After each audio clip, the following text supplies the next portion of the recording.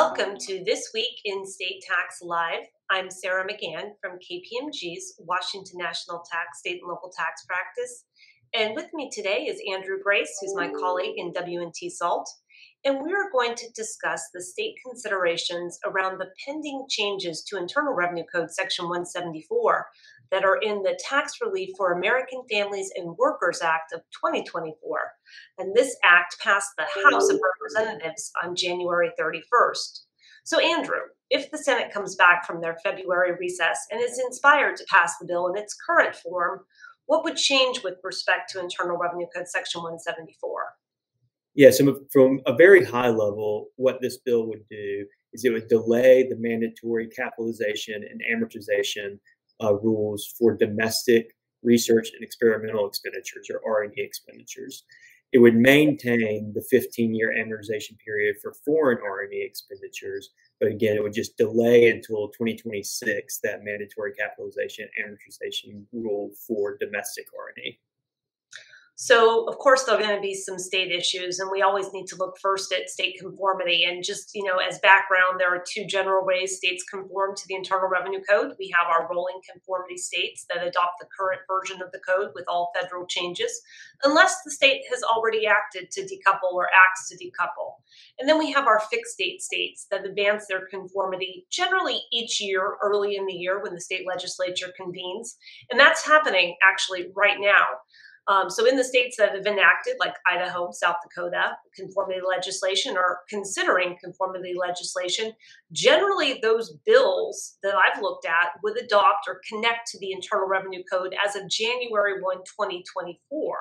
So if the federal act is passed later this month or next month, that seems somewhat problematic. Andrew, do you agree? Yeah, I do. And I think there's kind of two important facets to that.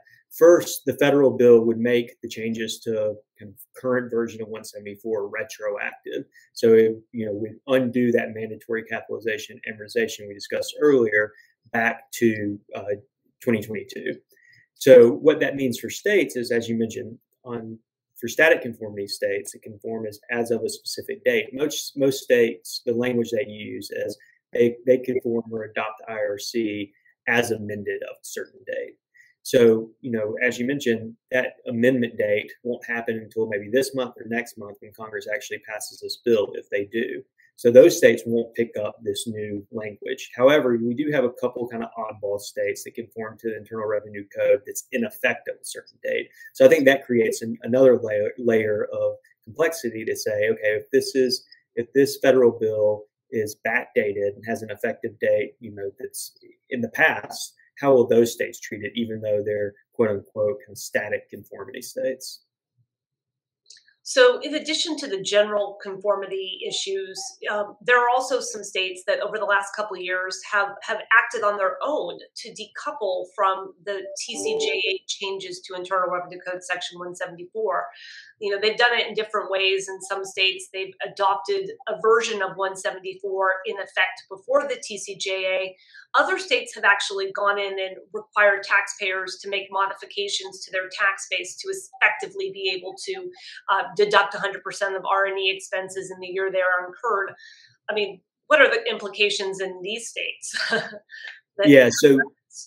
It can be varied. So for a state like Georgia that very clearly incorporates a version of 174 before the passage of the Tax Cuts and Jobs Act back in 2017, I think it's pretty clear they'll continue to maintain that version of quote unquote old Section 174. In other states that provide their own explicit rules and definitions for R&E, I think that's where it gets to be a little bit more complicated and where taxpayers would want to spend a little bit more time. In addition, I think there's kind of other issues that arise out of it. The federal bill would introduce 174 Cap A, a new section in the Internal Revenue Code.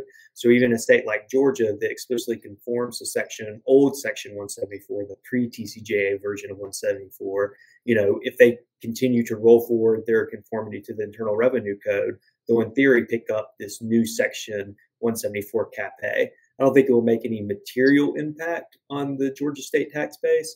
But I think it will just create some complexities because now you have this new 174 Cap A hanging out, and you'll still have old Section 174 that applies to all R&E expenditures broadly. So, as you noted, Andrew, just to finish this discussion out, in the beginning of this, the federal bill would continue the current treatment for foreign R&E expenses, right? That's amortization over 15 years. Is there anything that companies with a lot of non-U.S. R&E activities should be thinking about with respect to that from a state standpoint? Yeah, I think it's interesting. So, Congress is charged with regulating interstate commerce and foreign commerce. So Congress is free to, treat foreign commerce more unfairly than domestic commerce. This becomes problematic though when states adopt such provisions and states start doing that same, kind of distinction between domestic and foreign activities. So I think taxpayers, if they have a lot of foreign activities and a lot of foreign R&E expenditures, they may want to pay careful attention and think through whether states' adoption and implementation of new Section 174, including that disparate treatment between domestic and foreign activities, presents any possible foreign commerce clause issues or other constitutional issues from a state tax perspective. Well, there's certainly a lot to think about here, so we'll be keeping a close eye on what the Senate does when they reconvene in Washington in a few weeks. And Andrew, thank you for joining me today on This Week in State Tax Live. Yep. Thanks, Sarah.